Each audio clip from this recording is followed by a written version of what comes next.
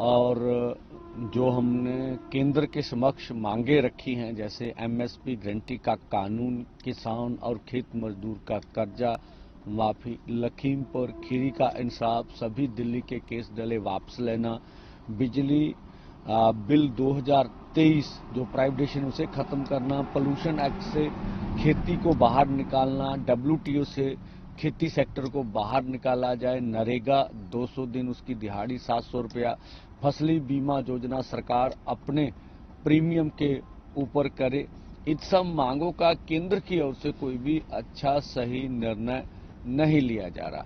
जो कल पंजाब के अधिकारियों से जो हमारी बात हुई थी, जो केंद्र के मंत्री से आगे कांटेक्ट कर रहे थे, तो हमने उनको सामने जो लिख कर दिया था कि भाई आप ये बयान दें कि एमएसपी लीगर गारंटी का कानून बनाने का हल और बाकी रहती मांगों के ऊपर आगे की मीटिंग करेंगे। तो वो इस बात को मानने से इनकार कर दिया मंत्री महोदय ने, तो वहां पर बात रुक गई। जब हमने कल दिल्ली कूच का निर्णय किया था, तो हमें लगता, हमने पहले ऐलान किया था कि हमारा आंदोलन बिल्कुल पीसफुली रहेगा, पुरअमन रहेगा। तो हमने सभी युवाओं को, किसान मजदूर को रोकर और खुद लीडर्स ने उनको आगे बढ़ने का निर्णय लिया। अभी कोई ये ना कहे अकेले अकेले माओ के बेटे हैं, इन्होंने बच्चों को आगे कर दिया। तो उसके बाद वार्ता शुरू हुई, वार्ता से केंद्र सरकार भाग निकली, तभी हमें खिनौरी से अशुभ समाचार मिलने शुरू हो गए कि जैसे शुभकरण सिंह हैं, वो उनकी उम्र 23 साल है, अल्लो उनका गांव है, उनके सर पे ऊपर गोली लगी है, तो और 3 और गंभीर जख्मी थे। तो इस तरह की फिर सिचुएशन में वार्ता जारी रखना मुझे नहीं लगता था कि हम सफल हो पाएंगे। तो पहले तो केंद्र भाग चुका था, उसके बाद फिर सारी पोजीशन को हमने देखा, और उसके बाद आपने देखा हम किसान लीडर भी आगे बढ़े हैं। हम पीसफुली जा रहे थे, हमारे ऊपर भी थोड़े किसान लीडर थे, हमारे ऊपर भी जबरदस्त शेलिंग की गई, रबड़ की गोलियां चलाई गई, फिर हम आगे गए, फिर ऐसा ही किया गया। तो सरकार पीसफुली पुरअमन ढंग से, जैसे हम ऐसे नंगे हाथों से आगे बढ़ते तब भी बढ़ने नहीं दे रही है। तो ये सरकार का जो चेहरा है पूरी देश दुनिया देख रही है, उनको मालूम हो रहा है। और इससे अलग घनौरी में पुलिस फोर्स आगे बढ़ी, आगे बढ़कर उन्होंने 25-30 ट्रैक्टर ट्रॉलियां तोड़े हैं, गाड़ियां तोड़ी हैं। एक हरियाणा का कोई बताया जा रहा किसान है, उसको बोरी में डालकर उनकी टांगे तोड़ के और खेतों में फेंक दिया गया, और अन्य बातें भी हमारे सामने आ रही है। पुलिसकर्मी सीधे गोली एसएलआर से चलाते बिल्कुल नजर आ रहे हैं। तो ये बुलेट की वर्तों की गई है, हमने देखा शरेआम वर्तों की गई है, और पुरअमन आंदोलन के ऊपर। और आप शंभू पर भी थे, आप देख लिया, हमने पूरी पुरअमन तरीके की व्यवस्था कर रखी है। फिर भी सरकार एक ओर से, जब हम बिल्कुल पीसफुली थे, एक ओर से 10:57 पर जब हम बिल्कुल पुरअमन थे, लीडर अभी स्पीच कर रहे थे, तो पहला हंजू गैस फेंका गया हमारे ऊपर। तो पुरअमन खड़े के ऊपर भी एक तरफ हम पीसफुली बैठे हुए, हमारे ऊपर जबरदस्त तरीके से जो है वो हाई एक्सपोजर की जो वर्तों है वो की जा रही है।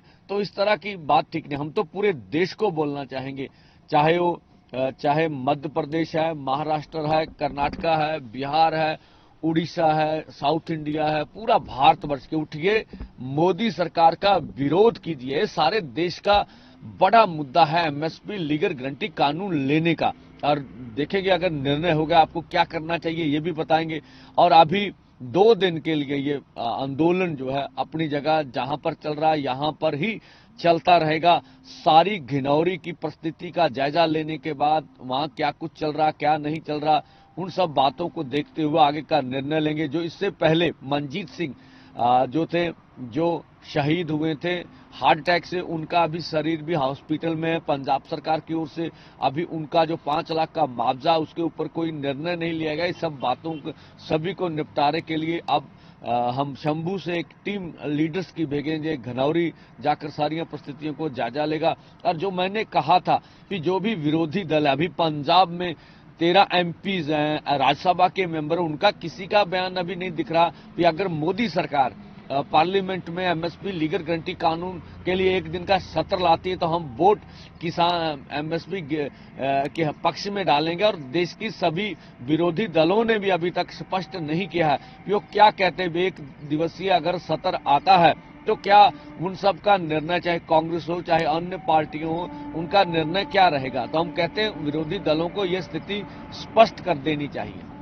जैसे आप कल आगे बढ़े तो पीछे माहौल खराब, माहौल ऐसा क्रिएट किया, विरोध किया, वोट डालने की कोशिश की, उस पर आप क्या करेंगे? हाँ देखिए, हमने पहले भी बोला था हमारे आंदोलन में एजेंसियों की सरकार द्वारा सुनियोजित तरीके से जिस तरह के लोग भेजे जा रहे हैं, जिस तरह से कल उन्होंने मीडिया की तारे वैन की भी काट कूट दी, तो ये मतलब आंदोलन को बदनाम करने के लिए सरकार हर तरह का प्रयास करने का यत्न करी है। हम सब देश के किसान मजदूर थे, शंभू बॉर्डर पे सभी लोगों से अनुरोध करेंगे, ये आंदोलन इतना बड़ा हो गया, इसको संभालने की जो भी सरकार की एजेंसियों द्वारा भेजे जा रहे लोग हैं उनको पहचानने की बहुत जरूरी है। और ये जो कुछ हुआ ये आगे से ना हो, इसके लिए आज हम बिल्कुल इसका प्रबंध करेंगे। एक सरवन जी, एक देखा गया है कि जो उनका ड्रोन आता है कल के गया टीयर गैस का, उस पर आपका कहना पंजाब का अगर रुख किस तरफ है?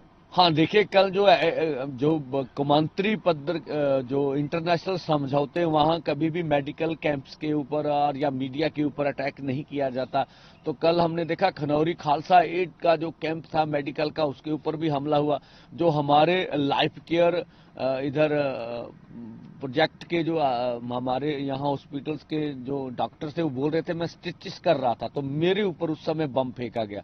तो यहाँ शंभू पर भी हुआ, मीडिया पर भी जब पीसफुली खड़े होते हैं तो मीडिया के ऊपर ड्रोन आता है और आप सारथी हैं और वो दुर्वर्त को करता, हमारे लोगों को भड़काता, स्टेट खुद हम पे हमला करता और हमें प्रमोक करता है कि आगे बढ़िए। हम पीसफुली पोजीशन में होते हैं, भी आगे बढ़ना है तो पीसफुली ढंग से बढ़ना। तो ये निंदनीय कार्रवाई है। भारत सरकार जिस तरह से अर्धसैनिक फोर्सों का इस्तेमाल देश के किसान मजदूर के ऊपर कर रही है, ये पूरा देश देश रहा, इस बात का जवाब आने वाले समय में देना पड़ेगा। सरकार के आगे आप क्या सुझाव या प्रस्ताव रखते हैं? अभी भी मीटिंग के लिए कहेंगे या क्या कहना चाहते हैं? देखिए सरकार के लिए दरवाजे खुले, हमने कहा है, हमने स्वयं आज भी प्रधानमंत्री जी से अपील करना चाहे वो स्वयं दखलंदाजी दें, एमएसपी लीगल गारंटी कानून बनाने के ऊपर और अन्य मांगों के ऊपर वार्ता जारी होनी चाहिए। उनके बयान स्वयं अगर प्रधानमंत्री जी ऐसा बयान दे हम एमएसपी लीगल गारंटी कानून बनाने के लिए तैयार है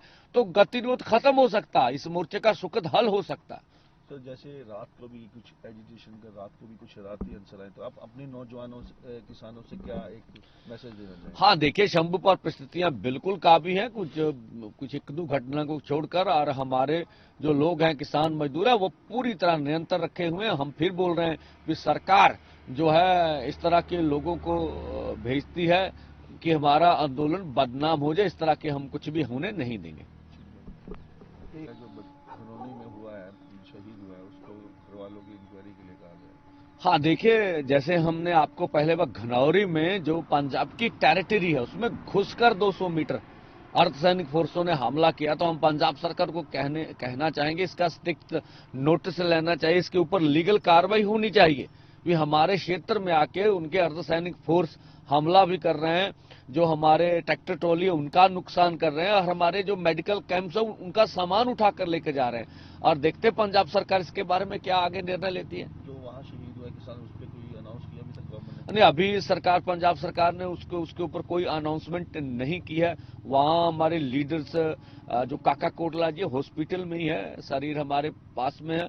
और अभी डल्लेवाल साहब कुछ कल जैसे हंजू गैस लगा, उसको सांस लेने में समस्या आ रही थी, तो भी हॉस्पिटल में अपना इलाज करा रहे हैं। तो सर जैसे जेसीबी भी हमारी यहाँ लगी थी, तो समय जो यहाँ की जेसीबी यहाँ से फोटो खींची। हाँ देखिए, इस तरह का आपने कल देखा ना, तो हमारा कुछ इसका कार्यक्रम था, कोई इधर से आई होगी अलग से बात है। ये पहली बार नहीं है अभी हरियाणा फोर्स हमारे लोगों के ऊपर नाजायज ढंग से एफआईआर दर्ज कर रही है। हरियाणा के जितने भी पुलिसकर्मी है, इधर अर्धसैनिक फोर्स है, वो पंजाब की टेरिटरी में घुस के, यहाँ देखे शंभू बॉर्डर पर हरियाणा के सीआईडी के 200 आदमी घूम रहे हैं। तो ऐसा होता है, तो ये दुर्वरतों की रही बल प्रयोग की, कोई नहीं, ये आंदोलन बड़ा है, केस डालने से किसान अपनी बात और किसान और खेत मजदूर झुकने वाले नहीं। हम तो कहते हैं प्रधानमंत्री जी आगे आए और सारे मसलों का हल करें।